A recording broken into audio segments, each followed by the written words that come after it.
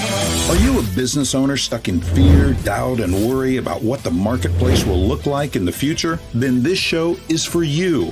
Strap on your seatbelt and get ready to disrupt and innovate. Here's your host, Lisa Levy.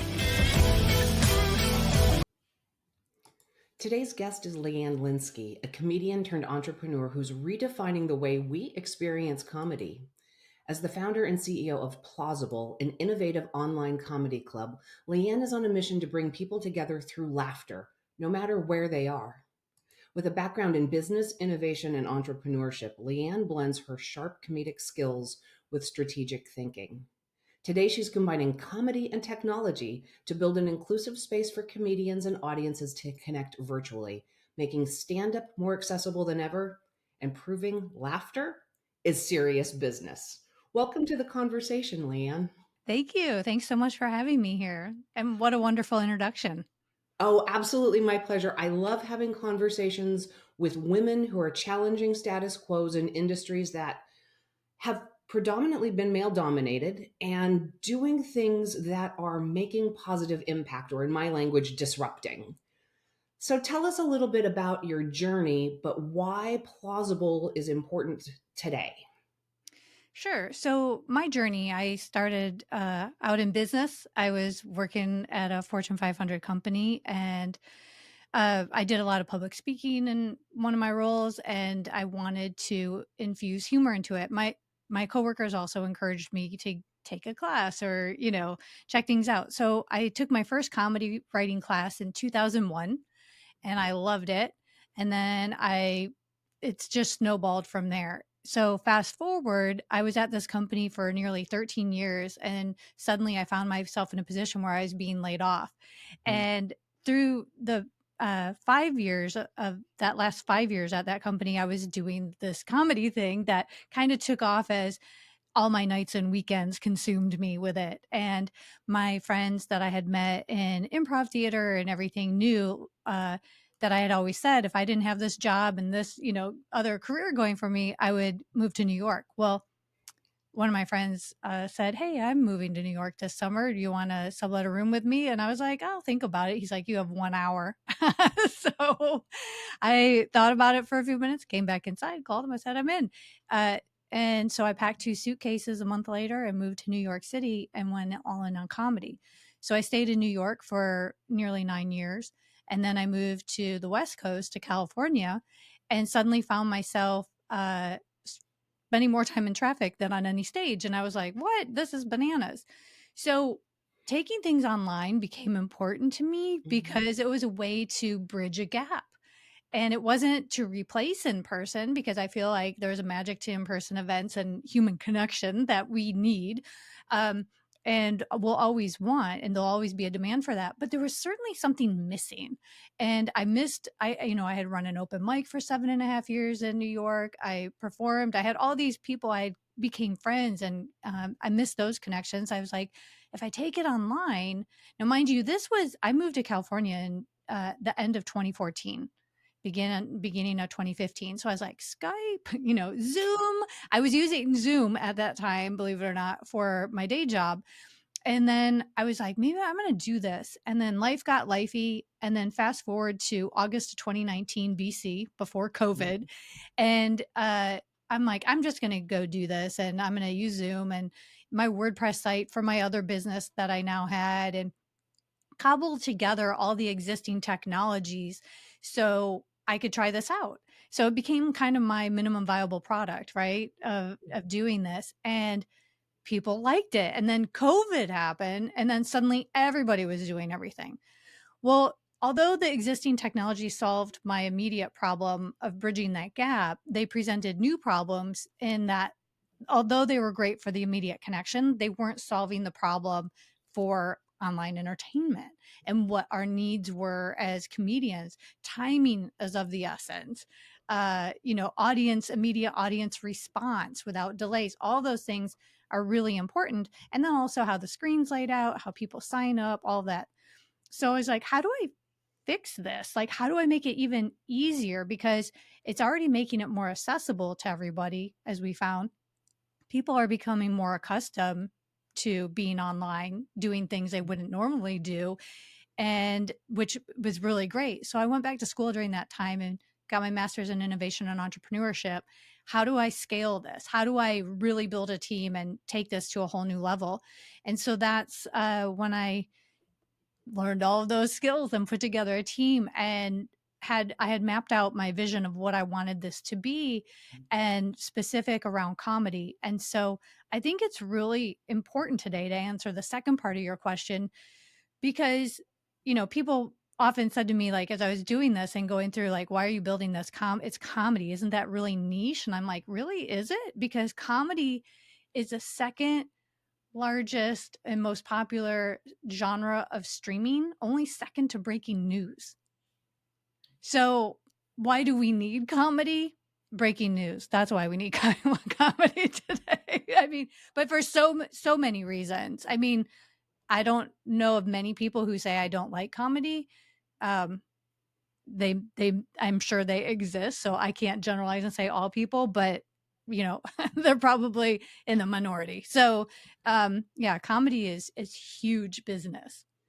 Well, and you gave the pause on it. It is second only to breaking news. Mm-hmm. We need the comedy to recover from the breaking news in our modern world. Yes. And the reality that statistic is, on one hand, a little amusing to me, but on the other hand, oh my God, it makes perfect sense, because Yeah. we're in, I think, often in this place of, if I don't laugh, I'm going to cry. And laughter is a lot more fun than tears, and equally cathartic. Yes. So true. So true. Right. Yes. All right. So you also, you are on an entrepreneurial journey. Talk to me a little bit more about, I mean, obviously you shared that you went back to school to learn how to do this. Very few, and again, I shouldn't overgeneralize, but many entrepreneurs don't actually say, hey, wait, I need to take a beat and go Yeah. get a master's degree to figure out how to do what I want to do. I will own, we do this from trial and error. Yep. We fail fast, we learn, we move on. But you strategically stepped back to say, I'm going to do this on purpose. Talk to us a little bit more about that journey and how that has helped actually scale, the investment and then the reward. Sure. So for me, I had always said to myself, and I don't know why necessarily, but many years ago, I had always said at the age of 50, I want to reconsider going back to school because I want to stay relevant. I want to always be learning. I want to come from a place where I want things to be exciting, right? So somewhere in my mind, many decades ago, I had put that in my head. So as I approached my 50th birthday, I started thinking about that, and I had this idea rolling around, and I thought, you know, an MBA, or I'm like, but that seems like if I want to go work for another organization, or that kind of thing, and what would that really do for me? So I was just kind of hunting around, and I happened to be living in California at the time, and University of California, Irvine had a new program, a new master's program, and it was innovation and entrepreneurship. And their inaugural year was their class of 2020. And, we know what happened. Amazing that, and how appropriate that an innovative and disruptive program like that happens during a pandemic. But anyway, I thought, you know what? I'm going to throw my hat in the ring, right? See what happens, and if they'll accept me into this program. And I got accepted. I was super excited. I was like, I didn't think, I don't know. I didn't know what my odds were. It had been so long. And I was like telling my husband, do I bring a notebook to class? Like, he's like, no, it would be a laptop. So anyway, I that's kind of what it was. And the other thing is I was like, what is the other part of the thing? Like, does everybody need to do this? No, I don't. But what I did not know is that there were things like incubators and accelerators and all these other opportunities for startup businesses, and I had never heard of them before because I wasn't in that ecosystem. Yeah. And so by going back to school, one of the big things that I was seeking was the network. That's really, to me, and talking to other people who've gone through graduate programs, is like that's where the true value comes. Like, yes, you do all these other things and learn all these other skills, but you walk away with a network that you might not otherwise have had, and your network connects you and gets you introductions and job opportunities, all these other things.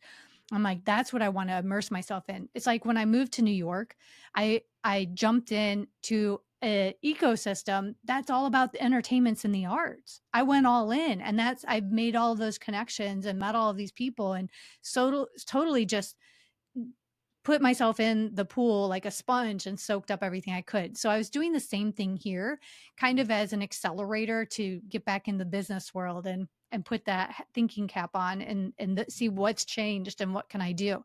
So by immersing myself in there, I got myself involved in this network, and I got accepted into an incubator and accelerators, and that really propelled my company forward. You get investments, you start being able to build a team and finding these people.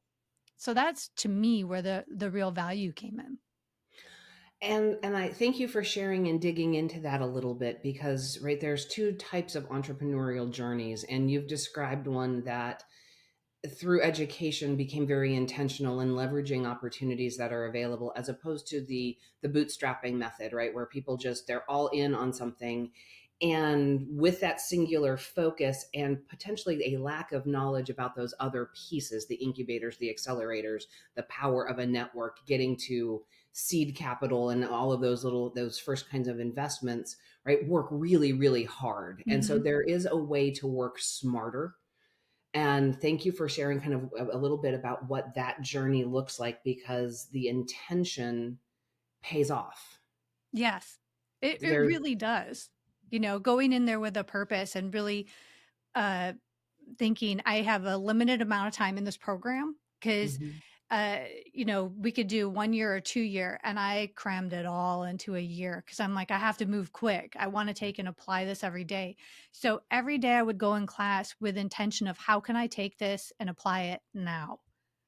And that's so helpful, rather than I'm going to spend all of this time in investment in something and hope that something comes out of it, but I don't know what. Absolutely. Talk to me a little bit about what Plauzzable is, and the experience from an audience perspective and from the comedian's perspective. What this platform, and is platform the right word? Mhm. What this platform does for comedy as a business? Sure. So I call it a live online comedy platform. Put it in more business terms, I would say it's a two-sided marketplace. So if you think of Etsy, right? Yep. You come in and you're shopping around for cool gifts or things for your home or whatever it is that are from small businesses anywhere in the world. And you can shop through kind of a directory. You can search, right, for what it is you're looking for. And then these shops come up, and then you can go to the shop profile page. Those shops are their own independent, there are their own independent creators on there. They run their own business. They just have this platform with all the tools to display what they're offering. Plauzzable is like that. However, Plauzzable is all live online comedy, meaning we created our own customized video streaming service so that not only can you log in and you can go through a talent directory and search for the comedians you want to see, right? You can also go through the event listings for all of the comedy shows or podcast or workshops, right? That you can see. Same. So you're kind of like browsing and shopping that same way. But when you purchase, you can see some things for free. If the comedian decides to offer free open mics and things like that, by all means, you can register as a fan on there. You can also attend any ticketed items. So let's say a comedian's doing an online show and they charge $5 or $10 for the ticket. You pay online. The ticketing service is integrated right into Plauzzable. It's all on Plauzzable, so you don't have to leave and go to an Eventbrite and then wait for an email, and it's a one-stop shop.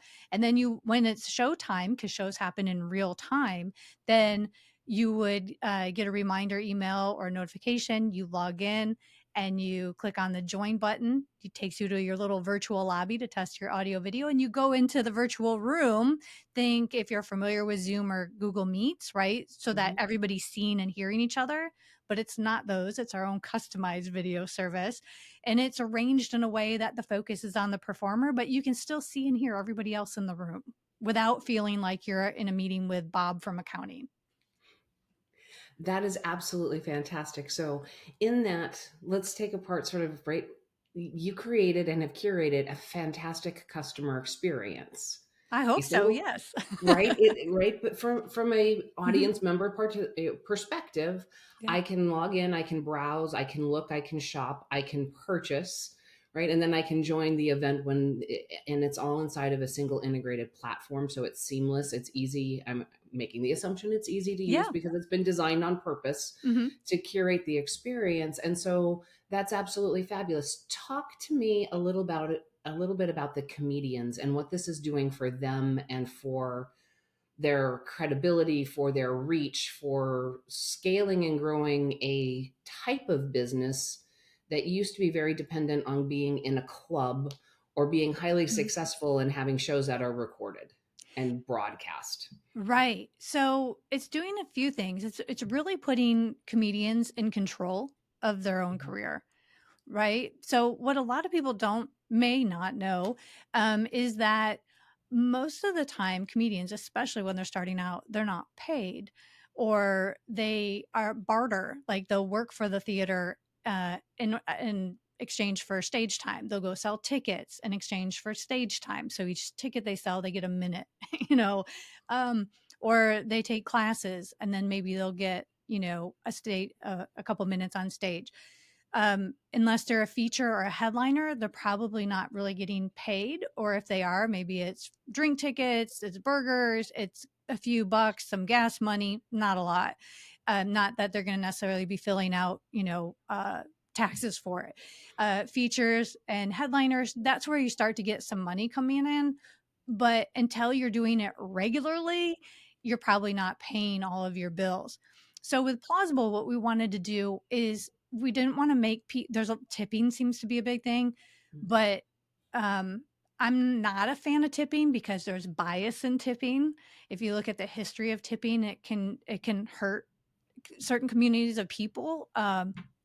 For many different reasons, even based on gender or race and all of that, right? So it's not another equal. It's a less equal thing. Also, you can't really count on that, right? And also, there's a lot of people who aren't going to tip, but are going to use your service. So how can you put value on it? And as an artist, I think it's really important for people to start doing that, especially as you want bookers and show producers to take you seriously. So put a price on. If you're putting together a good show and you have good jokes, uh, what's wrong with asking a $5 ticket? And the other thing is there's a lot of platforms out that ask people to subscribe or you have to have X number of hours watched, right? Those are a Mhm. lot of hoops to jump through for somebody. That's a lot of material that a comedian writes, and comedians don't always write that fast. And if we do, it's not always funny, right? So you're kind of going through a lot of muck. Um, and and once people see your jokes, how many times do they see you? Unless you're really well known and willing to see those same jokes over and over, or they love you a lot, like your mom. So you have to write a lot of really good stuff for you to get those views. Um, and then you start making money on ads and then break that down, right? Yeah. So with Plauzzable, we wanted to be transparent and we wanted to make it simple math. You sell one ticket, the comedian is walking away with 60% of the sales. They don't have to come out of pocket to book a venue. They don't have to worry about all of the processing fees and all the add-ons that are always in the fine print. All that stuff, Plauzzable handles on Plauzzable side. So free and clear, you're walking away with 60% of any tickets you sell. You sell one ticket, you're already making money. You don't have to have a minimum number of followers. You don't have to minimum number of views. You don't have to have a minimum number of people signed up. You just have to come perform a good show and just sell a ticket. That's it. And so, above and beyond leveraging the platform to have a place to build my business as a comedian, right? I'm also building credibility, booking agents, right? I can send and use this as a hub for my own marketing, for the ability for others to see me. Who, if I'm in Duluth, Minnesota, a booking agent in Yeah. New York is never going to know who I am. But now we have the ability to provide a much larger reach. Yep. And if that comedian, if I am as funny as I think I am in my own head, Yeah. which, let's own it, I'm not. But right, that we could actually have the ability to grow and take and book gigs Hmm. on the road and build the more traditional side of the business, because we have that single place to drive people back to say, here's my body of work. Absolutely, 100%. And again, I also think about all of those people, like you said, in, Minnesota or Kansas or somewhere, and that don't have all the big clubs and the big industry players in their hometown. So how do you reach them? So this is another way to do that. And, I had the luxury of packing up 2 suitcases and moving. I had that freedom, but not everybody does. But there's a lot of talented people, and why not give them that break too, right? Also, I had to go to LA and New York to really study under some more well-known names and things like that. But now taking it online, people have access to those big names and their mentorship no matter where they are. So, yeah, I absolutely think it kind of levels the playing field and gives people more access and opportunity to expand their career. Definitely doesn't have to replace any of the other components, but definitely can expand their reach. Absolutely fabulous. Leanne, if there's anybody listening who is curious and wants to learn more, where do they find you? Where do they find out more about Plauzzable? Great. So you can find me at Leanne Linsky on LinkedIn. I believe I'm the only Leanne Linsky, the one and only. They definitely broke the mold. Um, they're like, no more of that. Or go to plauzzable.com. And Plauzzable is PLAUZZABLE.com. And take a look around. You can create a free account. It's not a free trial, it's just a free account. Go in, check it out, attend some free events, maybe attend a ticketed show and see what you like. I mean, who doesn't like comedy? Everybody likes comedy, right? Laughter, Yes. laughter is good medicine. And as you're proving through Plauzzable, it's also a really good business that is scalable and growable. And now there's a platform and a way to do that. Audience, today we have talked through some fabulous things with Leanne's experience and how she started ahead of, in that BC before COVID era, the desire to grow and create an online presence for comedy. And with the COVID experience, it was able to escalate and move faster and scale through education and learning about what it is to bring a tech business to bear, leveraging incubators and accelerators. And as a lifetime learner at 50, investing in that new set of knowledge, because the world was changing and the business knowledge that she had was not the business knowledge that was going to take her into the future. But most importantly, as entrepreneurs, we all need to remember that the network is what matters. And as we're learning, the rule is apply it now. Mm-hmm. And audience members, you know my rules. Don't get left behind. Join me next time. That's it for today's episode of Disrupt and Innovate. Head over to iTunes and subscribe to the show.